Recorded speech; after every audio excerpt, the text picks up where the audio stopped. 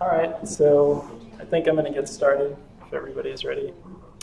So I'm Ed Simpson. I'm your TA for this course.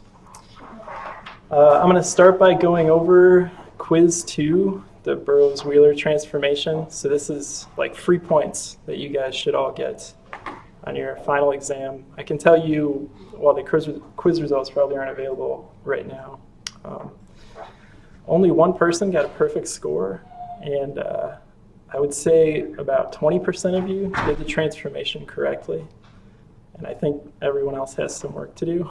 So I'm going to go through this step by step because I think Dr. Liu left out a couple of key concepts, and I'm going to give you a way to check your work so that you know that you did it right. So the question from the assignment was this string up top. The first step is to put the $sign at the end of the string. Then you enumerate the rest. So I want you guys to pay attention to the number of strings that you have in this matrix.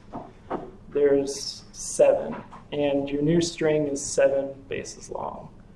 So some people missed the question because they had the wrong number of strings. They didn't find them all.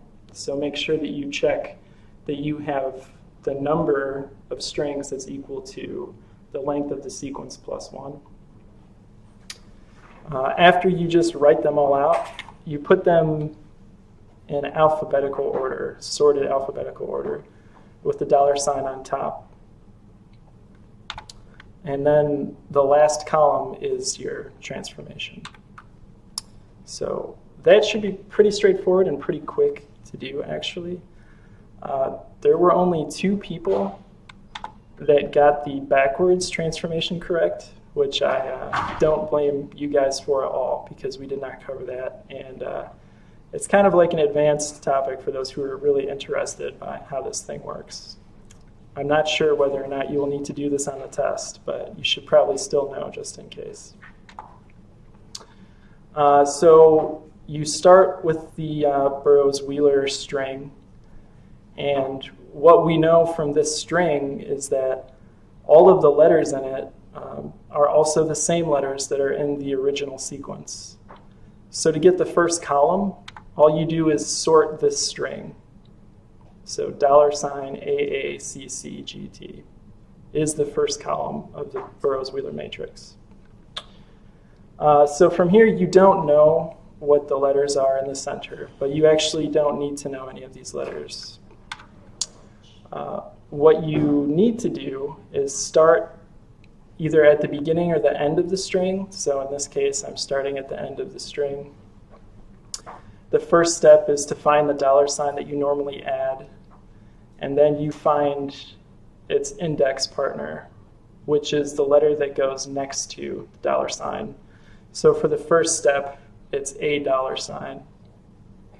You repeat this process based on the location of the letter in the second column. So in this case, the $sign was paired with an A, and it's the first A in the Burroughs-Wheeler string.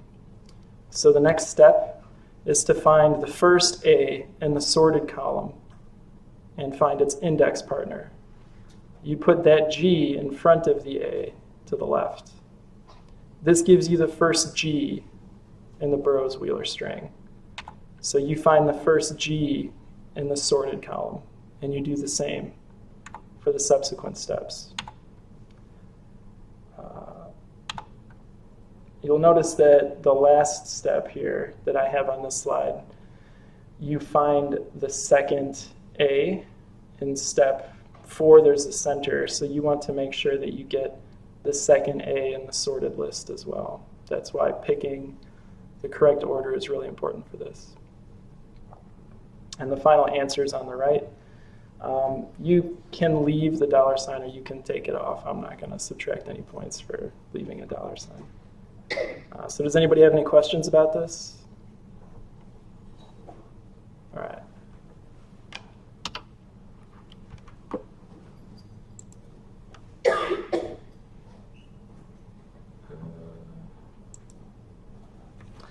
All right, so before I get started, I just kind of need to know how much time to spend on each of these topics. I think a lot of people in this room have a lot of experience with most of this stuff, so I'm not going to go through the classic presentation that you guys have already seen 1,000 times, and hopefully I will add some interesting things you may or may not know about.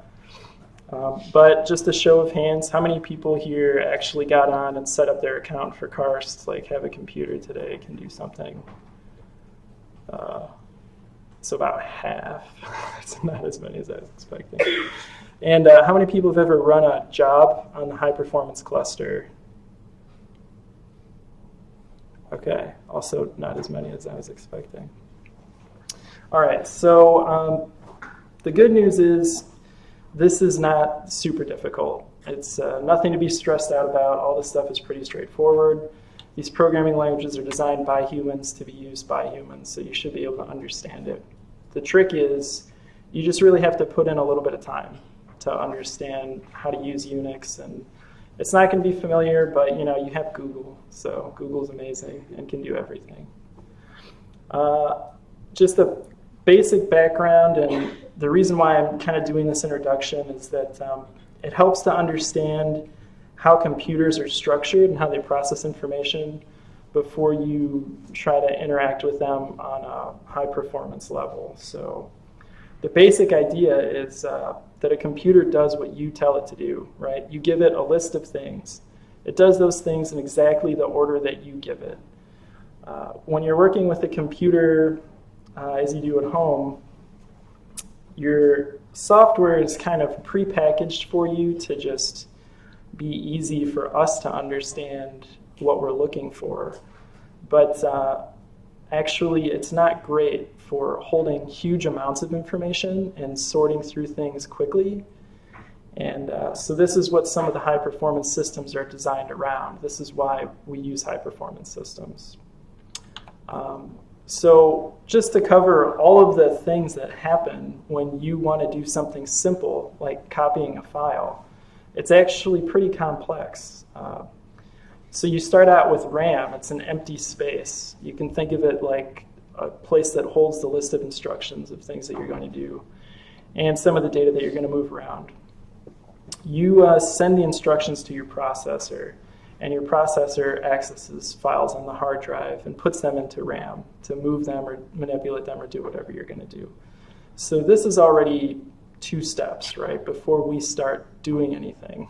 And then step 3 is that the processor creates a new file on the hard drive, and step 4 would be moving the file from the RAM to the new hard drive position. So this is all stuff that goes on in your operating system and is orchestrated by the core of your computer without you really having to think about it.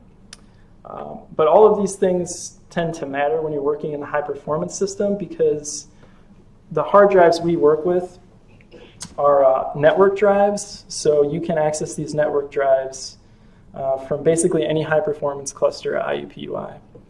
And you may sometimes encounter errors related to your jobs if you try to access resources that you're not supposed to be accessing. If you put too much stress on this cluster, I've done jobs where I write out output at like 2,000 files per minute, and it's just absurd that a cluster should even be able to do something like that. You can have jobs fail because you basically outperform the hardware itself. So it's important to consider all of these things when you structure your jobs.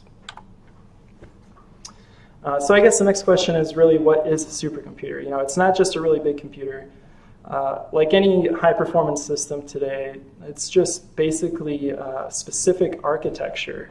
It's a way that these resources are connected that are essentially shortcuts to make them available to you and to make them easy to manage.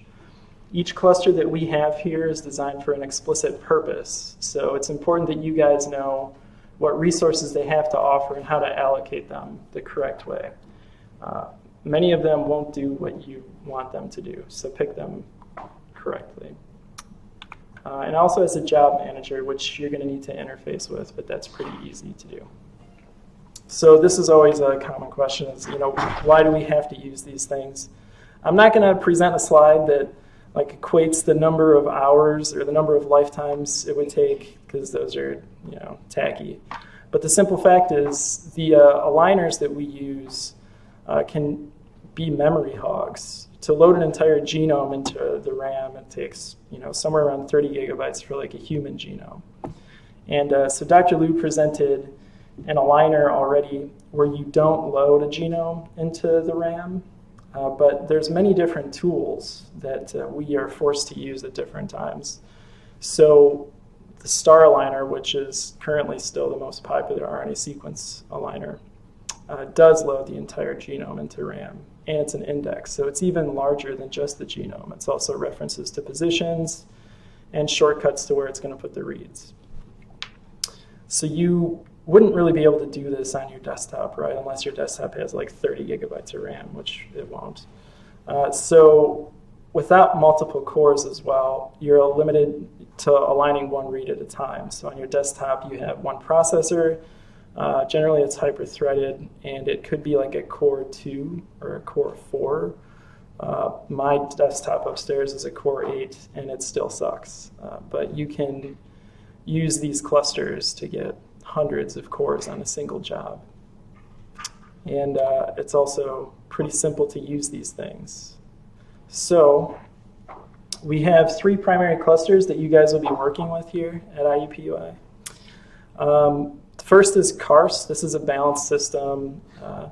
It has a lot of compute nodes, a few specialized nodes, and if you have some kind of specialized operation, I wouldn't count on these ever being available.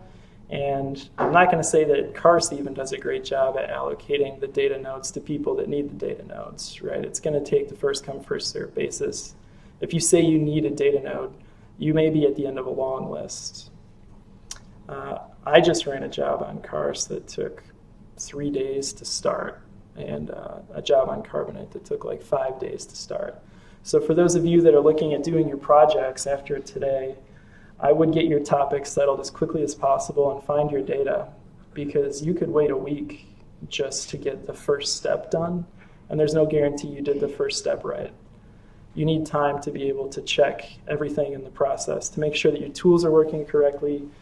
You want to minimize the time that you just spent sitting around. So the second cluster we have is Carbonate. This one is a more memory-intensive application, 256 gigabytes of RAM per node, and you can get these nodes to work together, actually. So you can have at least 512 and more.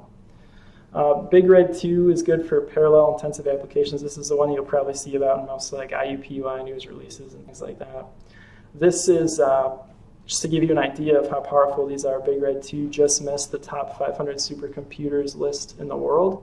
So you're probably thinking like 500 supercomputers. That's a lot that are better than us. But if you factor in that only 2 of those supercomputers are owned by universities, and they're pretty much all dedicated to internet service companies, you'll probably come to realize IUPUI has some of the most powerful computing resources of any university around. And it's a great place to be if you're interested in this kind of thing. So I'm going to talk a little bit more about the structure of the supercomputing environment. So when you want to access or manipulate your data, you're going to come into a login node. So this node has a slightly different, sometimes software, than your compute nodes. I'm not going to go into specifics, but just be aware that if you're doing something on a login node and it works completely, and then you go to run it on a compute node and it doesn't, generally it's not the software that's the issue. Generally it's the way that you fed the information to the compute node. But there are some rare cases where the compute node will actually have different libraries or things like that that could cause an issue. So you may need to get extremely technical when you try to fix these things. CARS specifically has a very low number of login nodes. You can only be logged in for something like 10 minutes at a time, but that's actually based on your local client, not on CARS. It will only allow you to do a process that runs for 20 minutes maximum. So sorting a BAM file, depending on which tool you use, maybe you could do that. Generally, you probably can't. But you can get statistics about your BAM files or things along that nature. That's another thing to consider is what you can do yourself and what you have to do on a compute node. Okay. So each of these compute nodes has access to this network file system that I talked about. There's two main spaces that you can access. You have your home setup, and the numbers have changed over the past couple of years, so I can't even tell you how much is available there. And then you have the scratch space, which is where you basically have unlimited data you could run processing on, and then you could take your summary files and keep it on your personal profile, and that's what I would recommend that you do. Scratch space expires within something like 30 or 60 days, so anything that's there would be deleted. And even if you move it and move it back, you have to at least move to a different location. It's just complicated. So don't expect to put anything there and have it last a long time. So the way that you access these supercomputers is through a terminal, or in this case, I'm showing PuTTY, which is just a SSH client. So if you don't have it, you're going to go to this website and download PuTTY. And then if you're a Mac user, you can just use your own terminal. You don't have to download anything. You just SSH to your space. So that's how you log in. But I want to explain some of the similarities between a Unix system and a Windows or a Mac system, and really what the differences are, what you can do with them. So all computers are kind of based around this framework, right? Even though this is a Unix system that I'm showing here. So you have a hardware core, you have a kernel, which is kind of like a translator, and then you have a shell, which is how you interact with the kernel. And then around this, you could just think of it like all your applications that you install, like Microsoft Word or anything else that you want to do. So your personal space is the shell, and you can change the type of shell. So that would be like, imagine that you're using Windows and you don't really like it and you want to switch to Mac OS or something like that. So you can actually change the shell just that easily in a Unix system. It will change the commands that are available to you. It'll change how some things are processed, maybe your profiles, maybe your colors, but it's essentially a customizable operating system, and it's entirely customizable. So what we have on the right is an example of how you normally run or open a file on a Windows system or a Mac system, right? So you've got this visual representation, you click it, you can double click it, it'll open it, you right click, you go to open with. Well, imagine that every time you use a file or want to look at it on a Unix system, you're just going to open with and then typing the name of the file. So in this case, you would type PowerPoint space the name of the file that you want to open with PowerPoint. It's basically the same thing.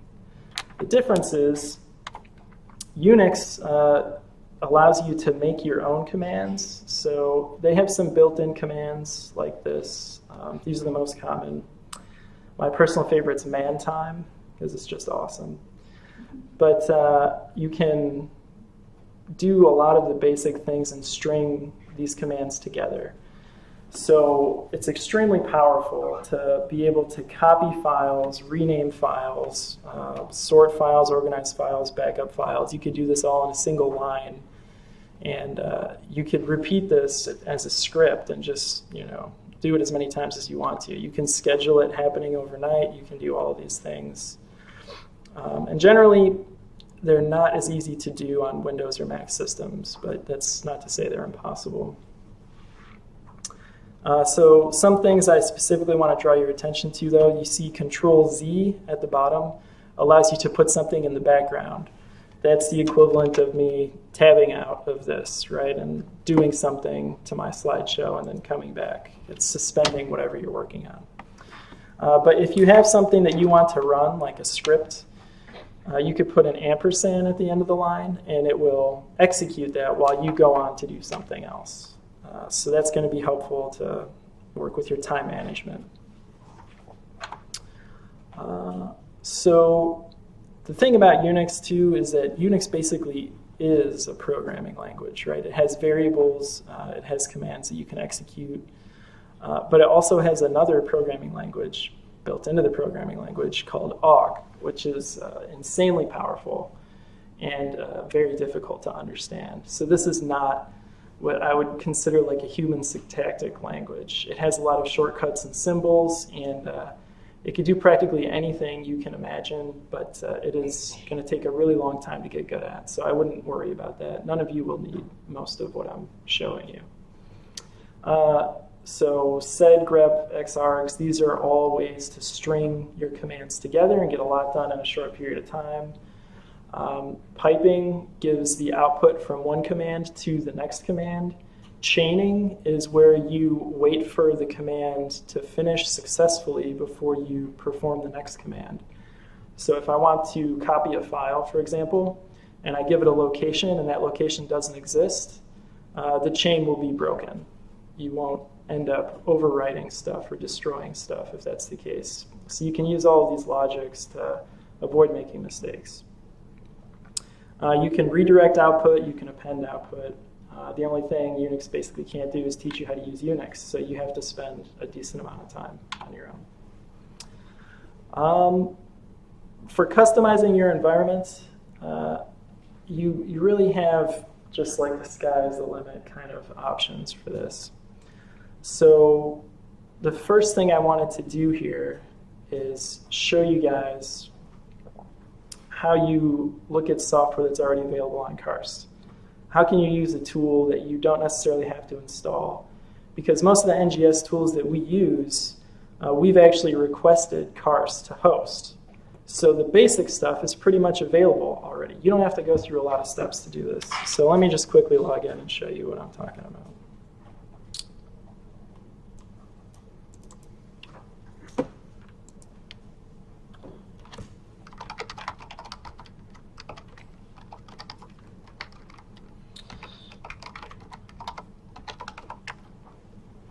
So this is a SSH key. The first time you log in, it will ask you to accept it. That's to prevent spoofing. You can read about security stuff later if you're interested. So you notice when I first log in, it gives me this welcome message. It says what my name is, the time, blah, blah, blah, blah, blah. Over here, this is a list of modules that I have loaded. And I have a stupid amount of things on my profile. My profile has been through a lot of iterations, and it's very confusing now. But if I wanted to start from scratch like you guys will be, I could simply delete a configuration file, but I'm not going to do that. So if you want to see what's already available, you can just do module available, right? So these are all of the packages from various laboratories from around IU and IUPUI. You can see that each of these has versions associated with them as well.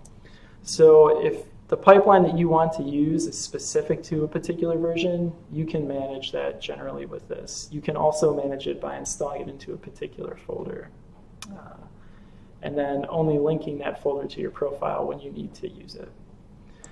So a lot of the NGS tools are going to be in the life sciences section.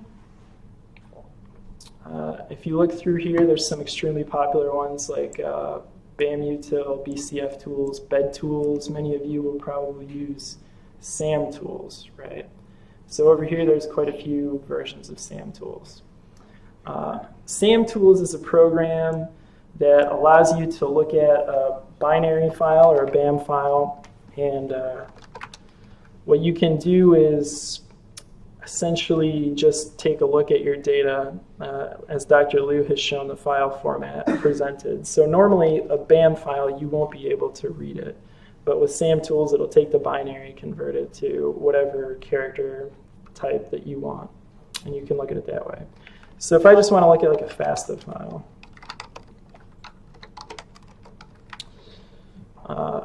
I do that with Vi. Vi is a text program, just like WordPad or Microsoft Word or any of those other things.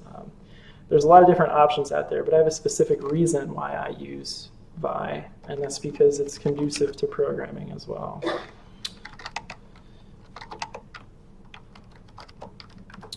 So here we have some example reads from a FASTQ file, right? And if I'm going to process these programmatically, what I need to know is which characters are there, which characters aren't there. So a lot of times, these files have different ways of encoding something like a space or a tab or a dash or a backslash or things like that. If I need to know what the hidden characters are, I can do set list in Vi, and it will show me the end line characters. if there were tabs, it would show me symbols for those as well.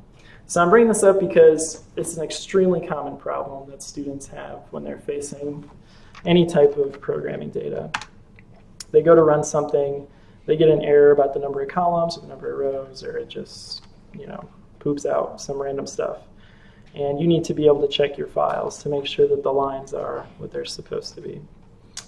But after you're in this, you can use this vi utility to customize your environment, right?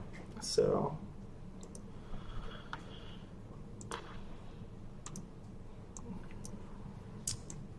I'm talking about the modules at the moment. So if I want to use SAM tools, since SAM tools is already installed on my profile, normally I can just type SAM tools and it will tell me some interesting things about the utility. Generally you can do like a -H or whatever if you need some help. But if you want to install SAM tools on your profile, you need to be able to see the hidden files. So that way when you log in, you don't have to do this every single time, right? So if I go to bash rc, this is specifically like, I'd say visualization and user shortcuts. And if I want to look at software on Karst that I'm interested in using on a regular basis every time I log in, I go to modules. So if I open up the .modules file, you can see all the code that I have set up to run my environment. Now, as SAM tools is loaded already, I can just comment it out and unload. But let's see here.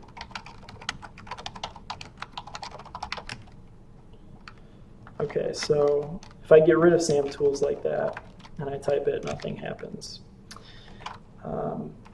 But if you want to install it yourself, you have to edit that file. And I've specified versions in mine.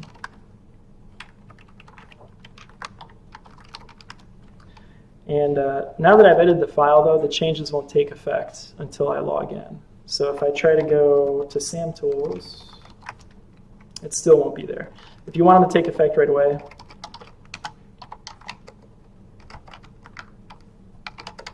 yeah, you have to source it. And it will reopen all of the tools that you have here. So that's a way to get software to show up on your profile every time you log in. And it's also a way to use the built-in stuff from Karst. So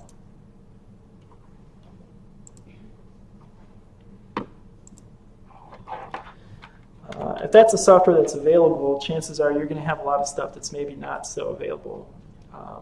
I'll talk about that in a minute. But like I said before with Unix, you can create your own shortcuts and your own basically anything. So let's say that I want to access my scratch space. So I have a terrible memory, and I never really know how to find my scratch space, so I just made a command to do that, so I never have to know where it is. So to make this command, I go into my bash rc file, and here I have something called alias space scratch, and then I just have the change directory command with a string. So if I type scratch, it just takes me to that space. So I suggest that you guys go ahead and make the same command. You can follow the slides because all the things that you need to do to make that are in here already. All right. So those are two basic ways that you can get Unix to do what you want to do. But there's a lot of tools on here that you won't be able to just load from UITS's repository and that no one else is using. And specifically, if you're like our laboratory and you're making your own tools or your project has something to do with writing a new program, you might want to be able to link it to your profile. So I'm not going to go through the steps for how to install these things. Like I said, you can find most of this stuff on Google. But you generally need to download what's called a tar file, which is the same thing as basically a zip file. You can follow the package instructions, but just be aware that you might have to install 4, 5, 6 packages to get this stuff to work. You'll also need to implement programming language environments that are specific to these tools. So if you're using a tool in Python, you might need to install libraries inside of Python, and that can get complicated. But the nice thing is UITS has moved over to something called a virtual environment for some of these programming languages. So if you click this link, it'll show you how to set that up. Basically, a virtual environment is a folder. And all you do is install Python into one folder that gives you access, like admin privilege over that space. So you can install utilities that do everything for you. You don't have to compile everything yourself. And a lot of those instructions are available online. Transferring your data to and from the cluster involves using FTP or SFTP. So you need to get an FTP client. This is FileZilla, which is just part of basically Mozilla or whatever, Firefox nowadays. There's certain areas where you guys will want to get data from that you will not be able to use this. So, for example, the gene expression omnibus requires you to download a GEO tool. And that's because they store their data in a very specific format, and you need to actually split their data. So if you're using NGS data, you'll likely have an R1 file and an R2 file, so that has to do with paired reads. And when you download the data, you can't simply just say, oh, I want to get this project. Generally, you have to split the files inside the project. You'll need to open those files after you're done using some of these text tools to check that they have the reads that they're supposed to have. And you can count the lines in the file. That's a very useful way to make sure that everything's going right. But these clients are also very simple. You connect to them the same way that you connect using a terminal or PuTTY. So about the Torque job system. So that's just interfacing with a basic user environment and running things that are less than 20 minutes. But if you want to do some sort of an alignment, or if you want to have a job running in the background, you need to be able to talk to the high-performance cluster. So there's a few types of nodes available on Karst and a few types of queues. I would recommend, because a lot of people aren't aware of this, is using the debug queue to check things or even run something that's less than 30 minutes. There's also what's called an interactive node, which basically no one uses. So I would try to log into that, and maybe if you have anything less than 8 hours to do, just let it run on your computer. But yeah, these are the specifications for what the different queues are. The other things that I want to mention about the Torque job system is that the more you use it, the less UITS lets you use it. So you need to know what you're going to do and how to do it before you go into the system. You can test these commands in Unix without having to submit a job. So for example, when I make scripts, if there's a variable that I want to save, I could go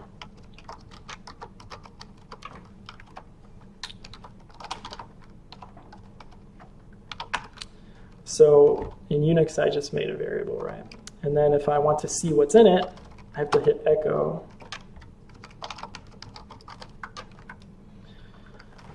And I can always try to change to it, but it doesn't exist right now.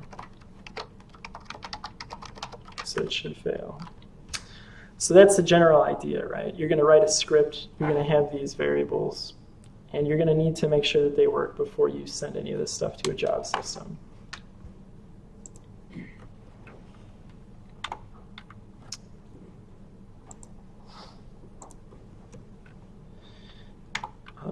Okay. So submitting a job is the same thing as anything else in Unix. You just give it the utility that you're using, which in this case is qstat, to check the status of your jobs, or qsub to submit a job, or qdel to delete something. I've included this script here, which deletes all of the jobs associated with a particular username, right? So if you use this after you've made a mistake, it'll save everybody a lot of time.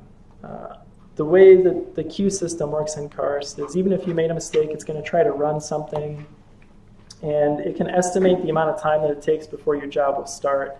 But that's all based on how much time everyone else has requested. So if you have a bunch of jobs that aren't actually going to run, everybody is going to think that their stuff won't start for like 2 weeks, and then hopefully your jobs will fail quickly. But otherwise, you could lock down the cluster for a really long time. So this is what a job script looks like. At the top, you define what shell you're using, which is optional.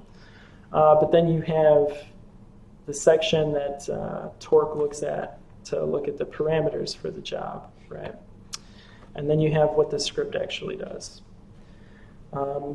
You can follow this slide, basically, and make this file with Vi to submit your first job if you're interested.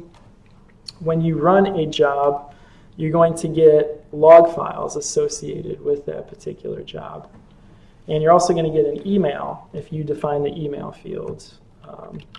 So the emails are pretty helpful, but if you have hundreds of jobs running, it gets pretty obnoxious. So sometimes you might want to turn it off. This is a job that started yesterday. It ran for 16 hours, and then it failed because I used over 130 gigabytes of RAM, and the cluster couldn't support that. So it's good for tracking this because this isn't going to end up in a log file on your system, but it could give you an idea of what you did wrong and why something kicked you off of the cluster. Other than that, each cluster has specific parameters that you need to define. So for many of you that are just kind of getting started in this stuff, I wouldn't recommend you use another cluster besides Karst or maybe Carbonate because they're the simplest to use. They have some very advanced features on Big Red 2, and they can be very difficult to use correctly. So the next thing is basically debugging your stuff, right? So before you run anything, you want to double, triple, quadruple check all of this over and over again. You can test calls using your own terminal. So like samtools space whatever, if you're trying to cut reads from a particular file and print the output to your terminal. So that way you save some time. This can also help you make sure that the files are going where you expect them to go. Okay, so that's mostly what I have for Torque and for the Unix systems here. But like I said, you really have to use it, and anything I show you is kind of going to be a waste of time today because you're not going to remember it anyway. But I'm going to stay here for the rest of the time anyway afterwards, so if you guys want to set up your environment or test something out, you can do that, and I'll help you figure it out. Yunlong, I contacted him last week, and I was asking if I could get you guys some extra credit for running a job, so I think you're aware he's currently in China, and he hasn't replied back to me yet. So as soon as I find out if I can get you guys some extra credit points, hopefully someone will tell you that's going to happen.